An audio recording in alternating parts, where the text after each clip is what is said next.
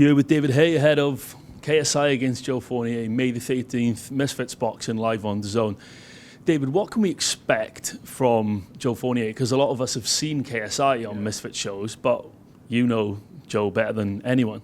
Yeah, Joe's fought on my undercards before at the O2 Arena, big events, sold out O2 Arenas. I've boxed against Joe. We had an exhibition fight a year and a half ago in front of Donald Trump, who was commentating, and 50 Cent, the most random setup ever out in Miami.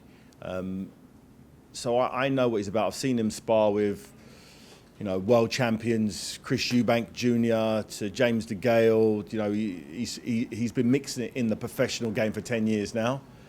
And you don't just forget about that overnight. Although he has dedicated himself over the last few years to his business, building a multi-billion-pound organisation, takes a lot of time, energy, but the love for boxing has always been there. He trains every day. He stays healthy. He doesn't take drugs. He's a clean living guy. We spent a lot of time bouncing around the world together, from Mykonos to Dubai to all over, having fun, enjoying the game of life. But what we always do is train. Every morning we train, and then we do our thing. So that I don't believe KSI and KSI's team understand that Joe's a healthy living person, that where other people may be in nightclubs doing drugs and doing all this other crazy stuff, he doesn't. He does it for the money. He does it for the money, and his lifestyle is such that it allows him to have this longevity. He's 40 years old. He was able to jump in the ring with me with 5 weeks' notice and go 8 rounds. So I think they've bitten off more than they could chew. KSI's got a great team around him. KSI is a multi-millionaire himself. He can employ the very best, and that's what he's done. He's got the best team. He's got the team that I had when I was doing my thing. If my son Cassius wanted to be a boxer, I'd send him to London. I'd send him to London Shoot Fighters, because it's gonna make him or break him. He's either gonna immerse himself in the environment that's required to become a champion, or you're just not gonna like it because it's just too hard and you're not gonna do it. I'd rather him do that. So knowing that, I know that KSI is bringing a lot to the table, and it's all banter and whatnot with Joe saying, oh yeah, he's not going to train for it. I said to him, you need to train for this fight. KSI on paper hasn't had any pro fights. I understand that. But he's got a good team around him. He's athletic. He's physically in his prime. So expect the unexpected. He throws punches from awkward angles.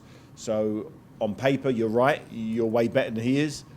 But, you ain't been in the ring for a while. KSI has. He's regular. He's in the flow.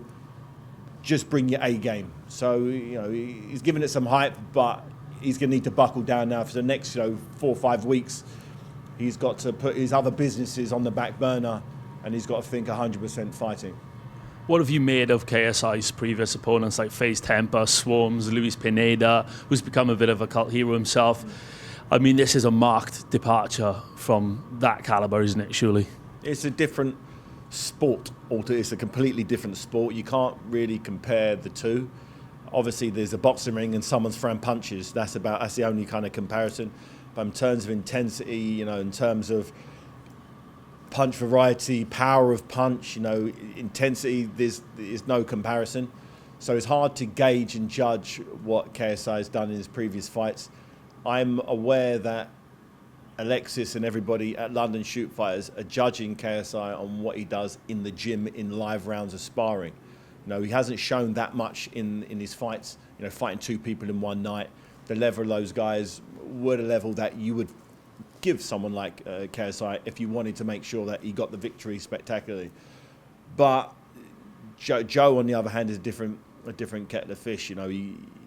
He's a big, strong man who's significantly naturally bigger than KSI is. And they say the last thing to lose is your punch. He's knocked all of his opponents out. He's got a 100% knockout rate. So it's a dangerous, dangerous game they're playing, but they're aspiring for greatness. KSI wants to go one further than what Jake Paul did. Jake Paul tried to do it. He picked an opponent. Tommy Fury was undefeated also. And he did well. He did really well. He knocked Tommy Fury down in the last round, but he lost a competitive points decision. No hard feelings there. Obviously, there's a lot of hype surrounding it. KSI wants to do the same thing. So you've got to respect these guys putting themselves in their own comfort zone. It didn't work out for Jake Paul. I thought if it heard the final bell that with the boxing and money involved, Jake Paul would have won the fight regardless of what happened. But the judges gave Tommy a fair shake and he got the decision. Fantastic. I don't see this going to the scorecards. I really don't. I think this is a shootout. I think both fighters are going to want to make a statement. You know, KSI is his first time in a real fight, so he's really want to put them knuckles on Joe's head really soon, really quickly to show Joe what he's got and to keep Joe off of him.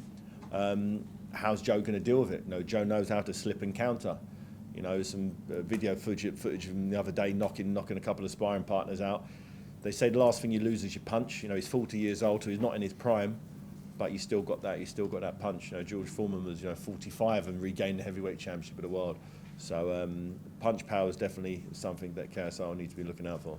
Can you talk to me about the wider impact of and the growth of influencer boxing? Because you spoke very eloquently there at the press conference about taking your kids to the O2 at the very first Misfits show, and it was absolutely packed. And what sort of impact do you think that this new avenue of boxing has actually had on the sport as a whole? I think it's the shot in the arm that boxing has always really deep down needed.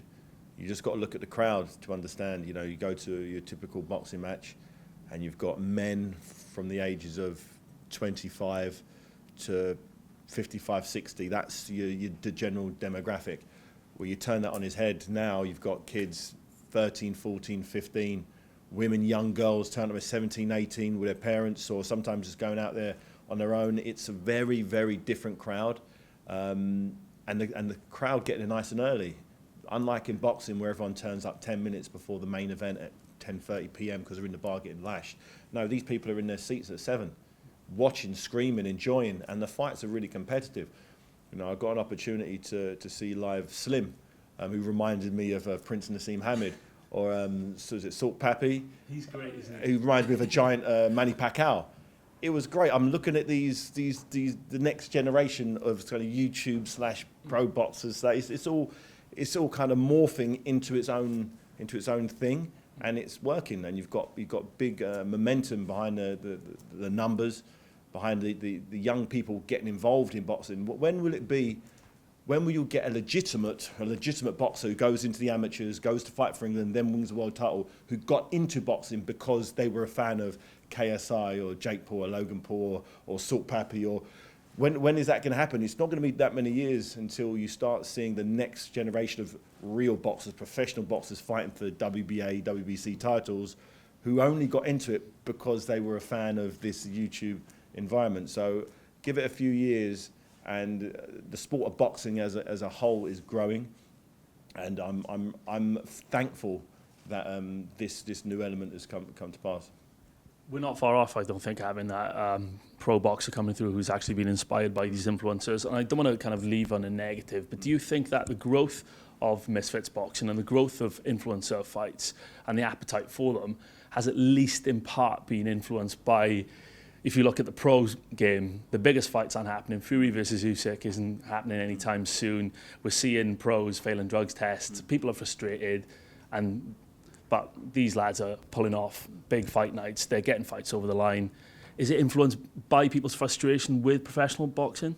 I don't think it's that connected. I just think it's another version of boxing that you get to see entertaining fights in. You know, they chuck each other in with decent opponents. They're all very evenly matched fights, and very rarely do you see a situation where you get one fighter who's 20-0 and's never fought anybody who punches back. You know, look at KSI, look at Jake Paul. They fought in a very short period of time a live fight. That doesn't happen in the pro ranks. It's about what stage would a fighter in the light heavyweight division would have needed to be before he got an opportunity to fight Tommy Fury, for instance. You know, it's a little while, so if a few more fights than what it was. So they're fast tracking themselves, and by fast tracking themselves, it raises the game, raises their game. Jake Paul will be a better fighter now for experiencing that close fight against Tommy Fury. He will be a better fighter, and as a result, he can then come in at a higher level and get to whatever his best is in a sooner time. He wasn't beaten up. He didn't get knocked spark out. He was able to learn his lessons, and he'll come back stronger if he comes back. I assume he will, and if he does, he'll be better. Same thing for KSI. If KSI gets beat here, he knows his level. He knows what to work on. He knows to come back. He might have a rematch. I think it's a great thing. I think it's a great thing for boxing as a whole to have more eyeballs on it, particularly younger eyeballs who aren't frustrated because the big fights aren't happening, aren't confused because there's a million different titles, interim titles, this title, that. It's super confusing. This is very basic, it's very simple, and you get to see who you want to see. Every time there's a show, the fighters are fighting, they're in competitive fights, there's always lots of knockouts, or if not, there are barnstormers, crowd to go home happy, lots of entertaining fights. I think it's the injection in boxing that's been needed for a while. Can I just get one quick prediction from you, based on what you've seen from them so far? KSI versus Tommy Fury, who wins that? KSI versus Tommy Fury. I'd have to see how it goes against Joe Fournier. You'd assume once again the professional boxer would beat the YouTuber.